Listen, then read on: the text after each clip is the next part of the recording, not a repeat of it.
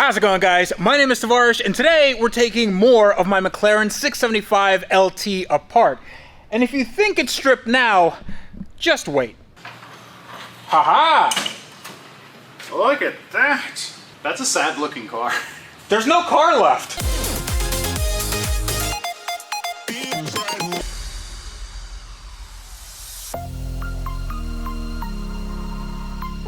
So if you guys are new to my channel, thank you so much for watching. I really hope you enjoy it. And consider subscribing if you like this kind of stuff. Also, if you subscribe, make sure to hit that bell because subscriptions don't seem to mean a whole lot anymore. If you guys are new, this is my 2016 McLaren 675LT, or at least what's left of it. There's not much McLaren-ness left because in the last episode we took off all of the body panels. Now those body panels are now being repaired, some of them are being replaced, and they're in the process of going to the body shop and being painted. Now if you want to know what color I'm thinking of for the car, you can check out my Instagram, and I also will be making a video about choosing what spec I want for this, and it will be a very custom spec. Now this entire build was sponsored by FoundOnAutoTempest.com, and that is the best site to find a new or used car, whether you want a window shop or you want to get a car that's like this. Not like this, don't be like this, don't be like me. Get a car that actually runs. Definitely go to FoundOnAutoTempest.com. They take all the major car listing sites and get them into one search. In fact, that is the slogan. All the cars, one search. It's super easy. Go check it out. Link in the video description below. In addition, I also have a Found on AutoTempest series where you send me your listings and then I can look at them and hopefully not buy anything because I have no self-control. Obviously. Today is actually the last day that you can send me your submissions for the cheap cars that make you look rich challenge. So if you go to AutoTempest and find some cheap cars that make you look rich, send them over to FoundOnAutoTempest@gmail.com and I will arrange them in a top 10 format at the end of the week. But now on to this, what you guys have wanted to see since the last video. So this is almost taken apart to its bare carbon tub. Here is the carbon tub. This is what makes time travel possible, guys. This carbon tub gives the entire car its structure. The roof on most cars is a structural component, as are the B pillars, as are the A pillars. In this car, those are basically window dressing. You don't actually need them for any additional structure. This car can be a total roadster if you need it to be. This is just, there's so much structural rigidity in that, and it's very, very light. This entire carbon tub, just a bare carbon tub, weighs around 220 pounds. Now we're gonna lighten this car a bit more because this rear section, the rear subframe, which has taken a hit, has to go bye-bye. I have to replace this, and now we're in a really good situation where we can take off the bolts, these bolts right here, this bolt down here. We have to take off the fuel tank. We have to take off all of the knickknacks and doodads and whatever that is. So this has to go off the car, and there's also this. So I don't think this is an MSO option. I'm not doing this by myself. Hi, Jared. Hi, how are you doing? I'm okay. I'm very happy that this is to this point. This is the most I've ever gotten a car taken apart. What about you? I've gotten them down to a unibody, which is almost like the monocoque. On a unibody car, you know, it's the rear of it's still attached. So I've stripped one that far. I've done a frame off restoration on an old Jeep. This is basically an old Jeep. Right now, what we're gonna do is, first off, remove that because then we're gonna remove the brakes just because I don't want anything to happen to them. They are extremely, extremely expensive. So no nicks or scratches or anything can get on them. I wanna put them in a safe spot. Then we can work on getting the fuel tank put down. You can see that there's some disconnects here. It doesn't look that hard, but I don't want to jinx myself. Then we have to reposition the lift arm. So the lift arm has to go from here a little bit more inboard, so it's on the carbon tub. Then we undo some bolts. This comes off, and then we can compare it to our new frame, and hopefully we don't have to do too much to that frame to make it work. Hopefully this is more bent than the new frame. I mean, yes, hopefully that's the case.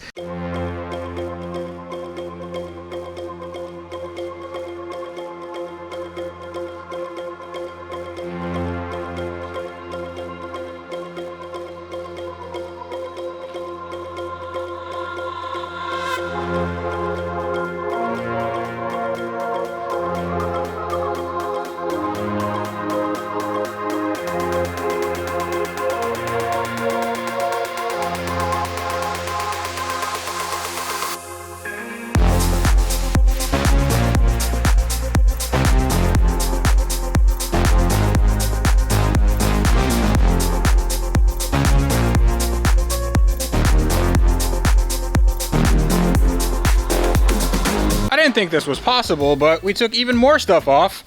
You can see that this is where the fuel tank used to be, and as you can imagine, we found some more damage. There's some cracked carbon right here. This is the carbon structure, and there's a nice gouge in it.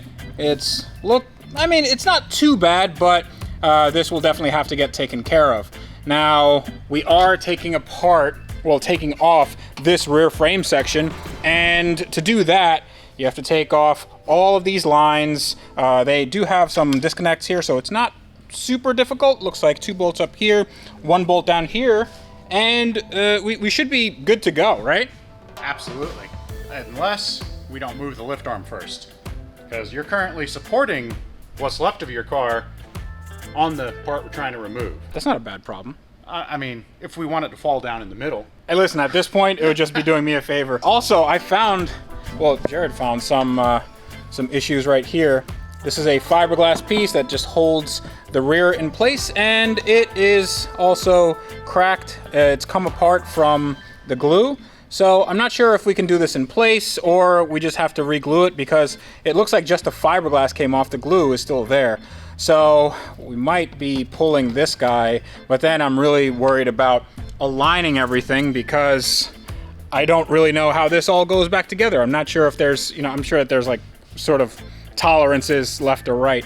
So I think we'll cross that bridge when we get there. But right now we have to raise the back up. We have to lower the lift slightly, reposition the arms on the lift to be on the carbon tub. Then hopefully it's not going to be too much weight back here. I really don't think so, because this doesn't weigh anything. Then we can take off the bolts sort of at the same time, and then we move this frame off the car it's not permanently, but just actually this frame is coming off the car permanently, but the car is not going to have a frame at the rear end. And that is really, really scary to me, because I don't know if this car is ever going to go back together the way it was. We don't want it to go back together the way it was. We want it to go back together better. Better. And not crashed. Okay.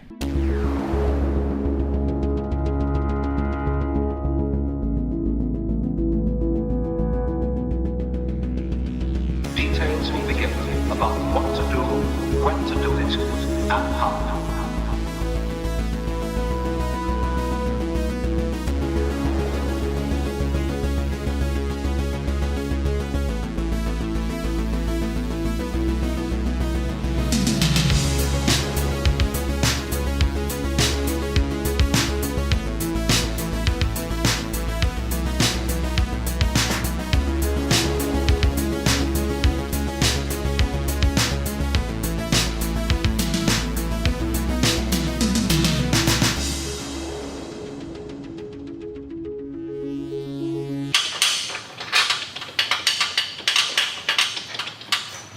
All right, so moment of truth. This should come right off. So, Woo! That's easy. haha! Look at that. It's almost like we kind of know how to work on a McLaren. That's a sad looking car. There's no car left. Now this is the point of the day where I actually get scared, because I don't have a car anymore. This can just be considered parts.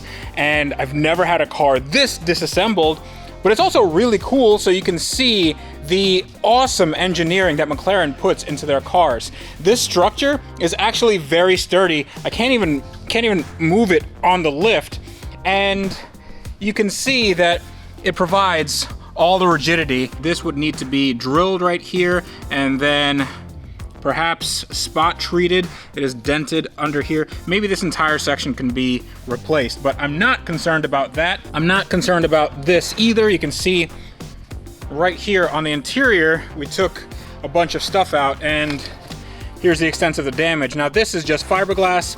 This can be fixed just with some sanding, making a V in here, making a hole right here to make sure the crack doesn't propagate, and then filling this in and putting some glue at the bottom.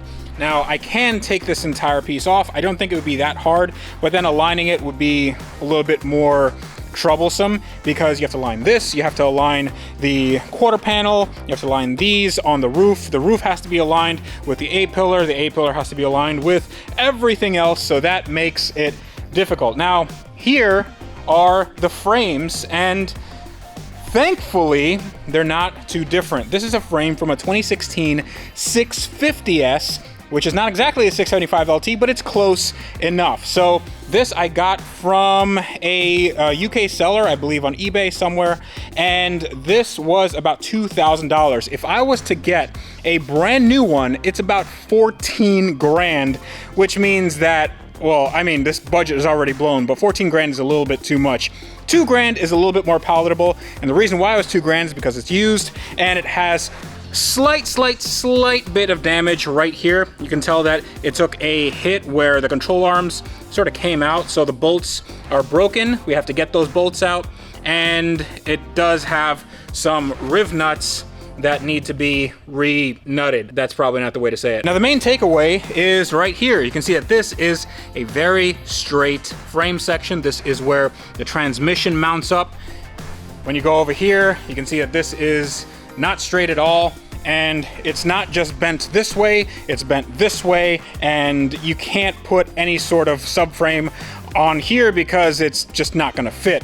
But if I use this, that means that we will have perfect gaps all the way around. At least that's the idea. Now, I'm not gonna take off everything on the subframe and put it on here. We do need to do some repairs, and that's gonna be coming up in the next episode. And that's gonna be the last you'll see of Jared for a little while, because he's going home tomorrow. I know, gotta go home. I unfortunately really do commute from Georgia. People think that was a joke, but Every day, barefoot through broken glass. If you guys want to see more of Jared, definitely go check him out on our Wrench Everyday channel. We have a lot of really cool projects on there. More affordable projects, not I think we could probably build all of our cars for what you've spent so far. Twice. That's gonna be it for today. We got a lot done, and there's not a lot left on the car. I'm gonna be waiting for my carbon fiber guy to be fixing all the carbon fiber. He can do it here, so we're gonna be going through that entire process. Hopefully it's not too expensive, but you know how things are on this car. They are very expensive. So that is gonna be it. Until next time, this is me reminding you guys that on cars like these that don't look like cars at all, you guys need to hopefully build it better. And to do that, you need to wrench Every day. every single day, especially on McLarens.